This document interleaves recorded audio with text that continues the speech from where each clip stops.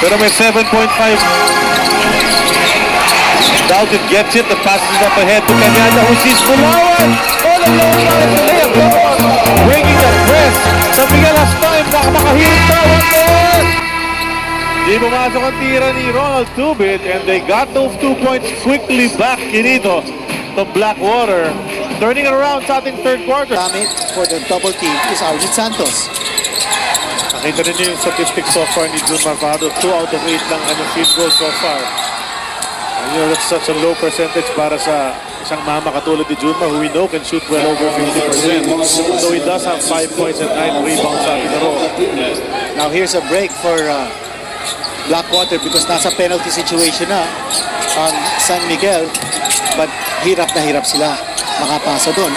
And here's the pass, but they're not going straight to the hole. Oo, nakita ni Bam Bam Camalinda si Arvin Santos, made him change direction, nilabas muli ang bola. So Ruel have to reset that there's only 8 seconds remaining sa kanilang shot clock. Running shot mula kay Ruela, no go. Inside track from Bulawan, powering his way up. Oh, big basket galing kay Bulawan. Here's Alex Cabagnot. Cabagnot, 3 points pa lang sa larong ito. Chris Lutz, speaking of 3 points, that's a 3-pointer from the right corner. They make another inbound. Hirap na hirap na si Celis. No? The way he's throwing that ball. And nakawala ko yun. And Blackwater. Here's a nice extra pass.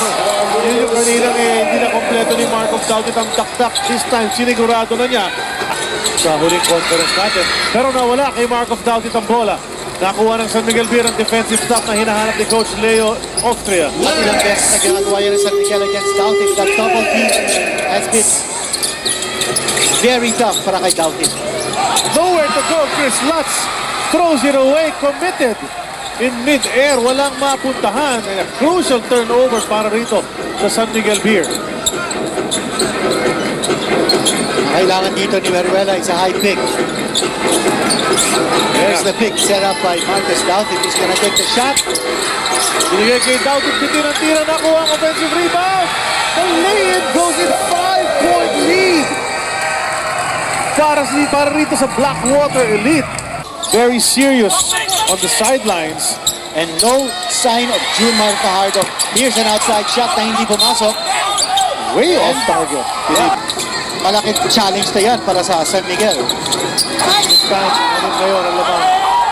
Sa loob, natamaan si Alex Cabagnot. Foul yan. He's gonna go to the line para sa dalawang free throws. Key here is to be aggressive. Pababa na ang shot clock. They need to take a shot. Passes sa look kay Bulawan. Inagaw ni Arvin Santos. Dautit threw it away. Dautit could have taken the shot. We're down to 45 seconds in the game. 17 on the shot clock. Looking for a three-pointer. They don't need a three-pointer. And they're getting gun shy. Walang gustong tumira. Tubit takes the 3. Oh, yes. They'll take it, Quinito. They'll take that. Side of the court. Eruela, the drive. Nasipa nga rito kay Celis. Just too tentative. And he takes it. Doesn't make it. Pero Bulawan is there. Para sa putbak mula sa weak side. That's the second offensive rebound for Bulawan where he scored. Malaking bagay yun. He was right there. Lambang. Big shot Brian. You got big shot Bulawan. This time para sa Blackwater. And I thought the big reason kung bakit nakakuha si Bulawan ng rebound, na-box out si Roberts ni Dautit. Watch it right here. And Roberts was not in a position to get the rebound. To get the ball in. Yan ang unang objective dito. Nakuha ni Lutz. Balik kay Cabagnot. The 3 from the Frenchman is out of lines. Lassiter gets it. Goes to Lutz. Cabagnot one more time. No go. They still have a second. Lassiter. And Blackwater has won this. Blackwater has done the improbable. First win. Kia. Blackwater. And what a gift para sa kanilang team owner, Josel Dosi, who is not in the country. And take a look at the three-point shots. And Quinito. All challenged by Blackwater. Tatlong oportunidad yon. Blackwater. Nakuha kanila unang panalo in Flandra sa defending Philippine Cup champion San Miguel Beer.